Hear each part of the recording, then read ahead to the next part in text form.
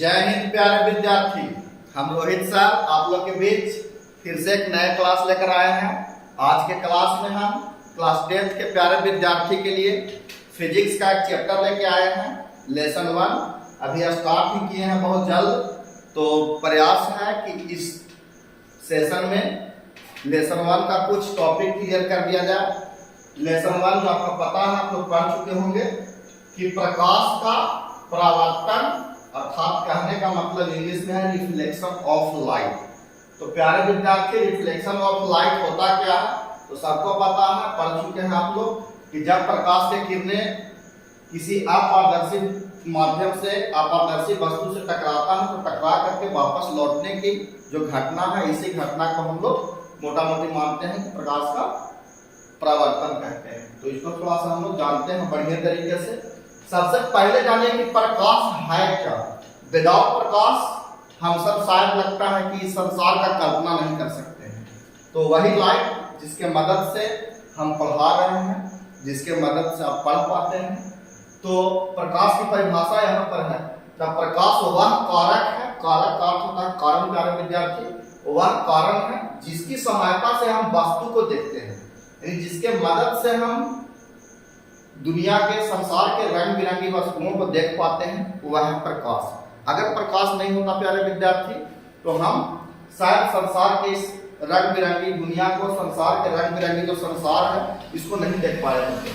तो प्रकाश तरंग के रूप में विद्युत चुंबकीय तरंग कहा जाता है।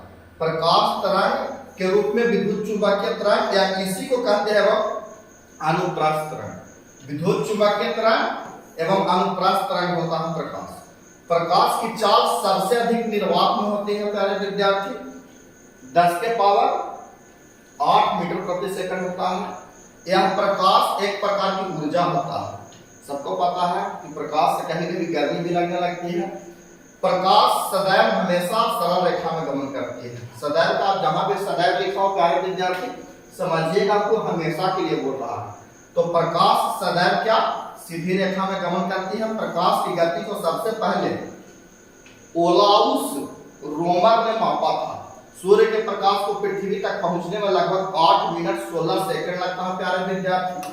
तो ये बड़ा ही दिलचस्प जानकारी है कि चलिए हम सब जान पाए कि प्रकाश को पृथ्वी पर पहुंचने में कितना समय लगता है। तो 8 मिनट 16 सेकंड प्यारे विद्यार्थी।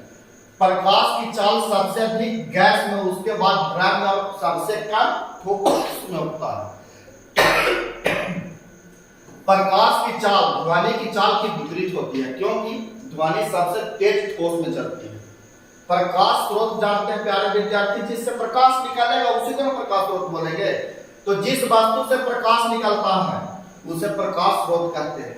देखिए, हम लोग जब क्लास 10th में पढ़ते थे तो इसी ललटेन युग में पढ़े हैं, जो उस समय हम सबको मदद किया करता था। यही ललटेन हम लोग 3-3 बजे भोर में जाकर पढ़ाई किया करते थे प्यारे विद्यार्थी। और भोर में जरूर पढ़िएगा, आप लोग को बहुत पढ़ने में मजा आएगा। याद करना जब भी हो तो आप जरूर भोर में पढ़िए। जैसे सूर्य, बल्ब, ललटेन इत्यादि जो है क्या प्रकाश स्रोत है प्यारे विद्यार्थी। जिससे प्रकाश निकले उसको प्रकाश स्रोत कहिए।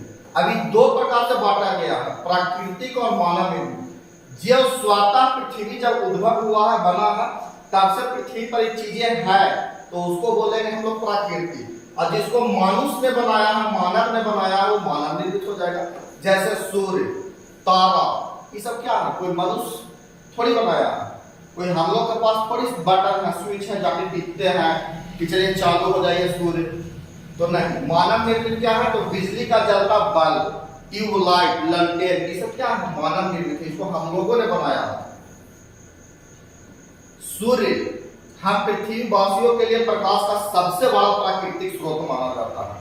सूर्य हम पृथ्वी वासियों के लिए लगभग 15 करोड़ किलोमीटर दूर है। हम लोग से जो सूर्य है पृथ्वी वासियों से लगभग 15 करोड़ किलोमीटर दूर है।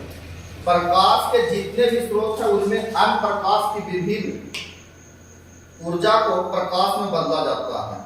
लैंप, लैंटेन आदि जो है रासायनिक ऊर्जा को हम लोग बदलते हैं, रासायनिक ऊर्जा के रूप में होता है। ऊर्जा भी 2 प्रकार का होता है, भौतिक और रासायनिक। तो आगे देखते हैं प्यारे विद्यार्थी हम लोग कि लैंटेन लैंप में तेल से संचित रासायनिक ऊर्जा को प्रकाश ऊर्जा में बदलता है। रासायनिक ऊर्जा मतलब खींचता है तेल को, फिर जलाता है, तब जाके प्रकाश रूप में बदलता है। बिजली के बल्ब और टॉर्च में विद्युत ऊर्जा प्रकाश स्रोत में बदल जाता है। अब हम प्रदीप्त, इसी को कहते हैं दीप्तिमान वस्तु में किसे कहते हैं, तो जो स्वयं प्रकाश उत्सर्जित करे उसको हम लोग कहते हैं दीप्तिमान, या उसी को कहते हैं प्रदीप्त वस्तु। वे वस्तु जो प्रकाश उत्सर्जित करता है उसको कहते हैं हम लोग दीप्तिमान। जैसे सूर्य, बिजली का जलता बल्ब, जलती मोमबत्ती आदि प्रदीप्त वस्तुएं हैं प्यारे विद्यार्थी।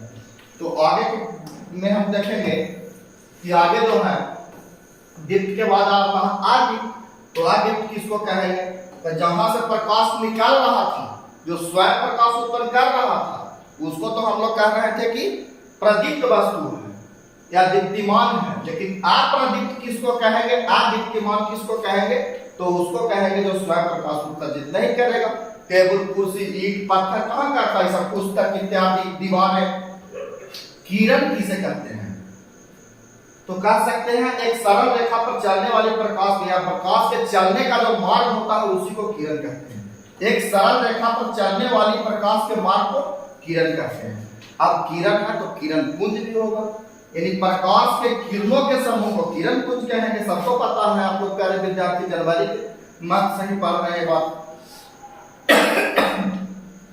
मुख्यतः किरण पुंज 3 प्रकार का होता है, अभिसारी किरण पुंज, समांतर किरण पुंज, अपसारी किरण पुंज। तो अपसारी, समांतर, अभिसारी। तो बोलेंगे अपसारी किरण पुंज किसको कहते हैं, तो ऐसा किरण पुंज जो एक बिंदु से निकल करके चारों तरफ जब फैल जाएगा, एक बिंदु से निकल के चारों तरफ फैलेगा तो उसको अपसारी कहेंगे।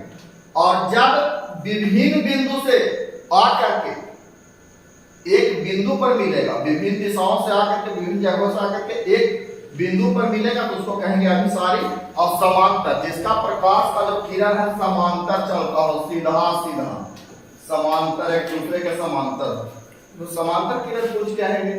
बाकी प्यारे विद्यार्थी विशेष जो है आगे क्लास में पढ़ाएंगे हम, कैसा लगा जरूर बताइएगा आप लोग।